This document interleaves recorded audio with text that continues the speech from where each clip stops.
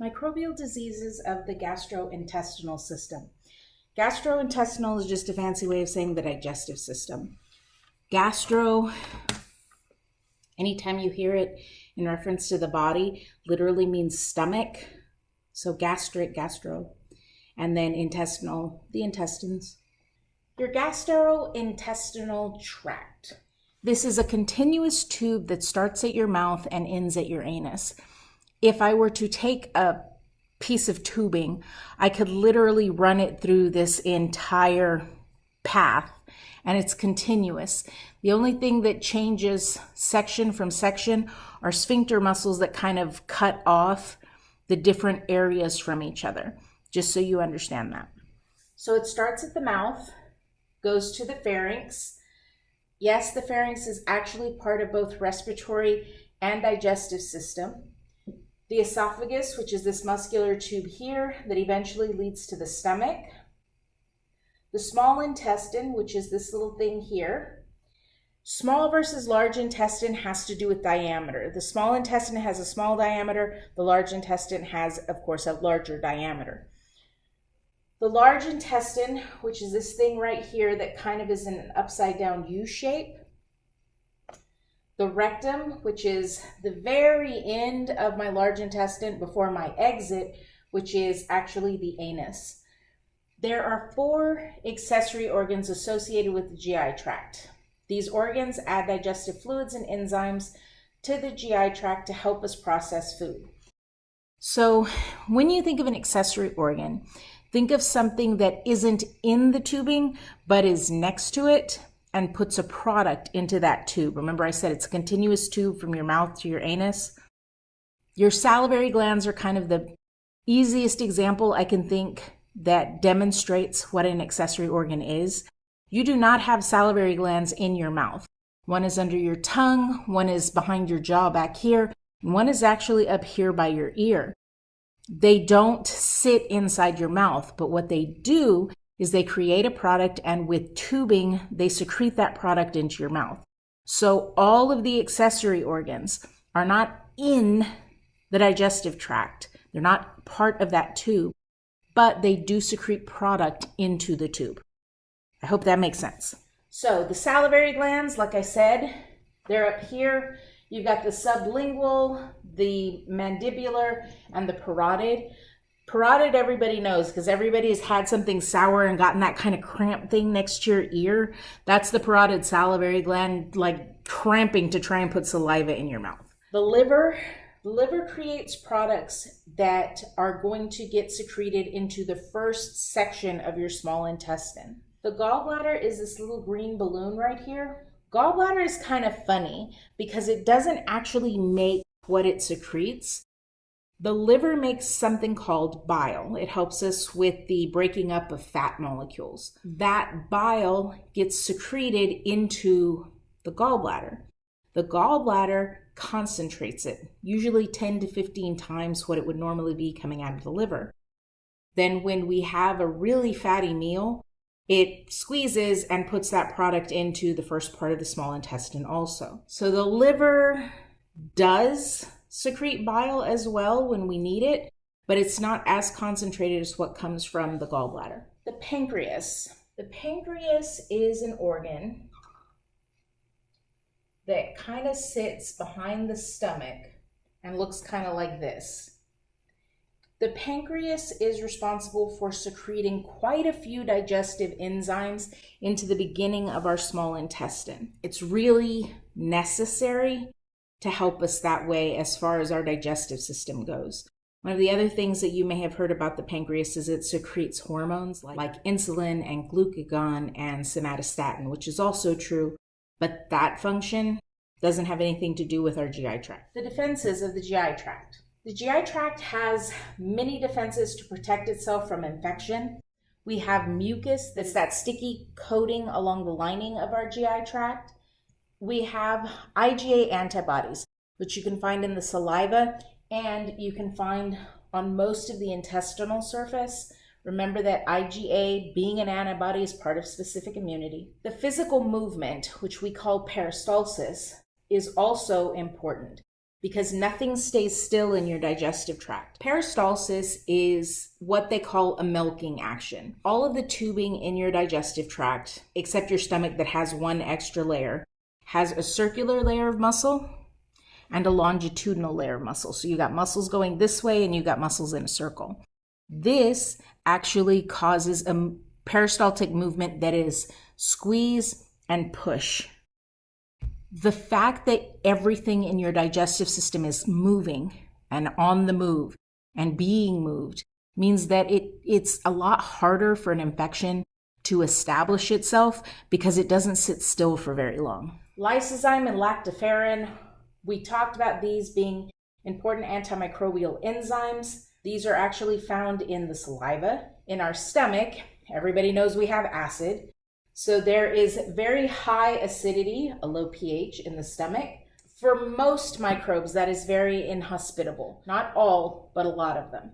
Lymphoid tissues, part of the immune defense, are associated with the GI tract. We mentioned this when we were talking about the lymphatic system. We mentioned the GALT, the gut-associated lymphatic tissue. These are associated lymphoid tissues that help us to defend the GI tract. In the oral cavity and the pharynx, we have the tonsils, the adenoids, which are the pharyngeal tonsils. We've got those in the pharynx. And believe it or not, because I got my tonsils out, I just learned that as we get older, they shrink and we lose them. I had no idea. Esophageal tissues, we've got those little patches of lymphatic tissue that are embedded in the lining. The Peyer's patches, again, those are those little patches of lymphatic tissue embedded in the lining, in this case of the small intestine. And then we have the appendix. The appendix actually holds our bacteria and can kind of resupply when our bacteria is running low in our gut. The normal flora. Our normal flora, as I've stated multiple times, will help us to protect ourselves from invaders through microbial antagonism.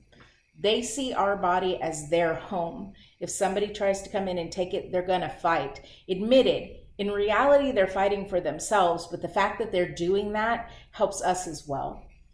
They help to stimulate our immune system. They help us break down food we couldn't normally process.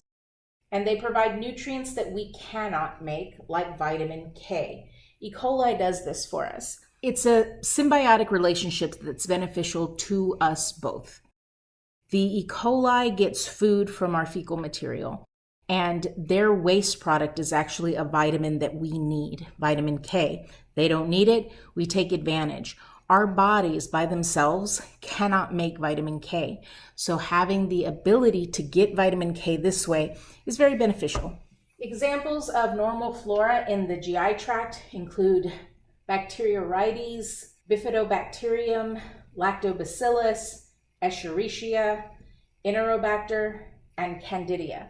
Candida is a fungus, remember, it's not going to be a bacteria. So do taking probiotics help me with my normal flora? Maybe. None of the studies that have been done thus far have really been able to show a benefit to it in high numbers. A lot of it kind of has to do with how much of a dosage are you getting, how often are you doing it, things that most of the time when we think about like Activia being a probiotic that we can use, we're not taking Activia the same time every single day and a large enough amount to have a good dosage. So does it work? We don't know. We do know that the two most common things that we see are going to be Bifidobacterium and Lactobacillus. Those are kind of the things that they include in things like yogurt and stuff like that. But is it actually beneficial? If there are studies that are done later, you can participate in them. But as of right now, there's not a lot of evidence suggesting that, yes, this is fantastic. Although I do know there are some people who swear by it. So the diseases we're going to talk about with the GI tract. Acute diarrhea, meaning that it is very short-lived. Salmonellosis, typhoid fever, shigellosis, E. coli gastroenteritis, Campylobacter gastroenteritis, Clostridium difficile, gastroenteritis, cholera, cryptosporidosis, rotavirus, gastroenteritis. Now, food poisoning. Food poisoning kind of happens in two different ways.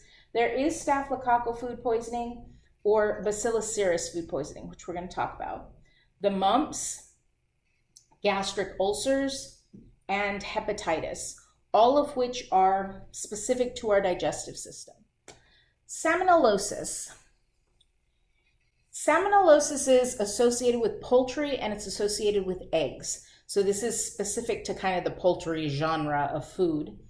10 years ago, about 1 in 3 chickens was actually contaminated with salmonella. Now it's only about 1 in 10. Again, this was probably about 2016. So the reservoir, animals, birds, cattle,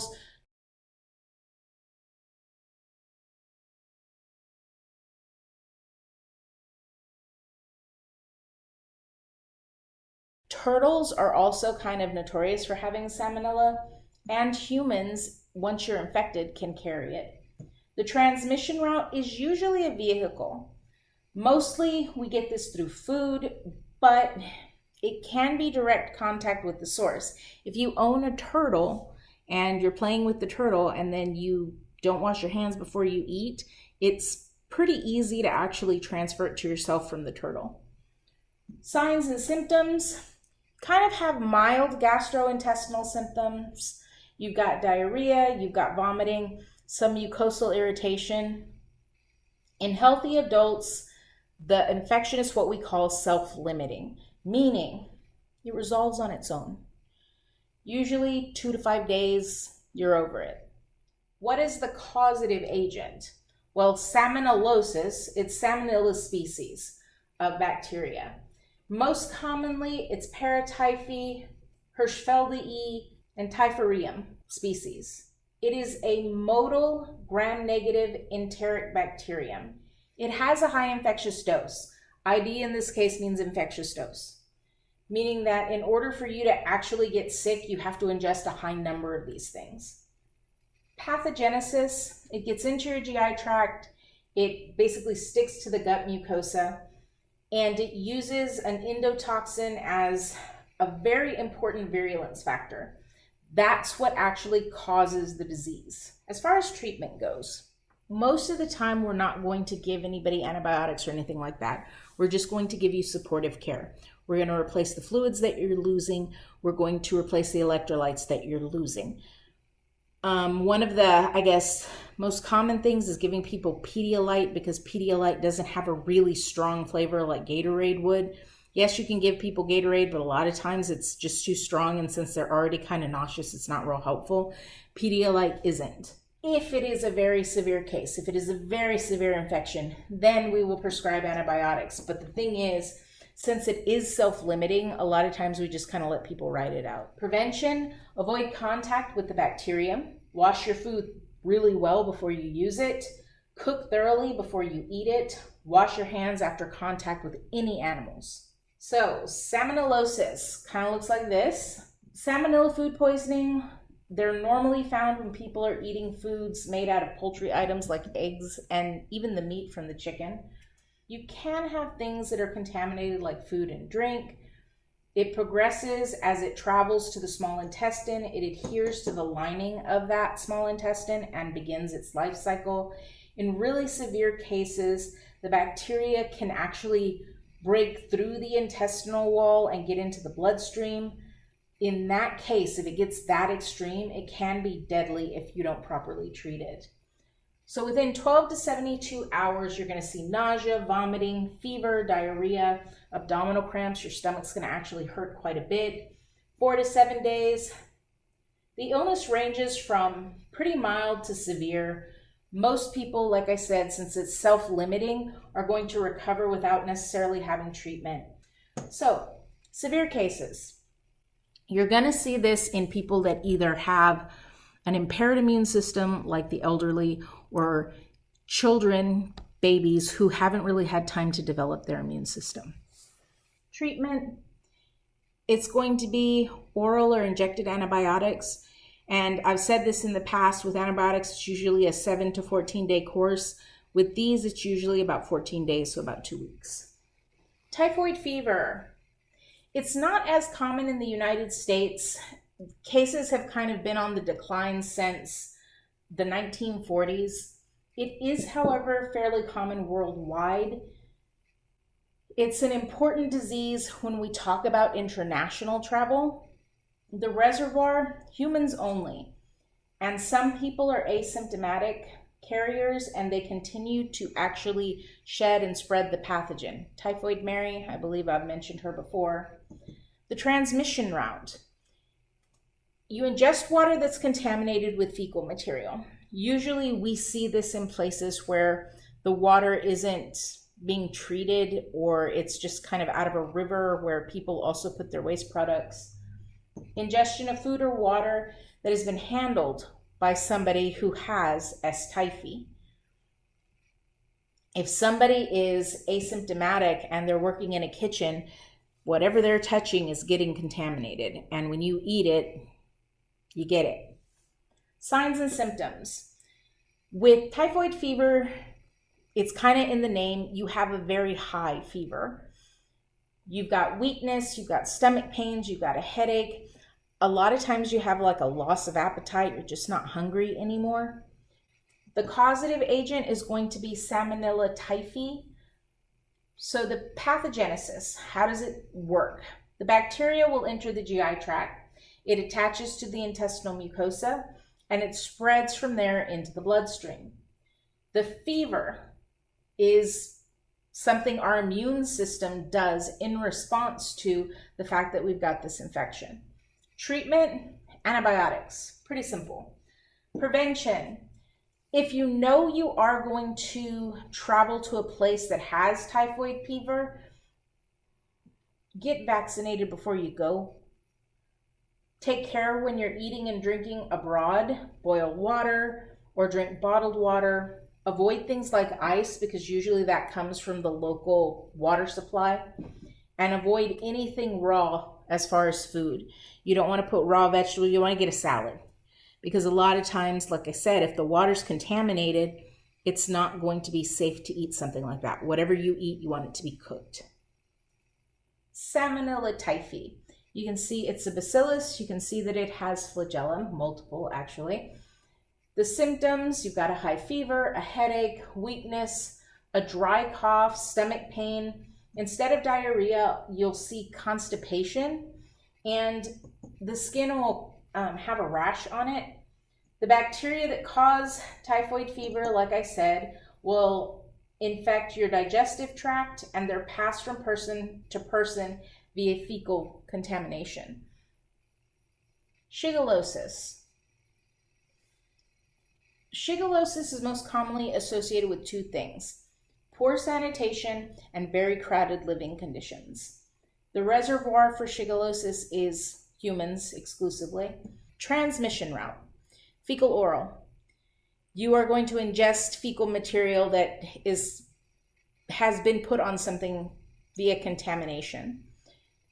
Signs and symptoms. You have very frequent watery stools.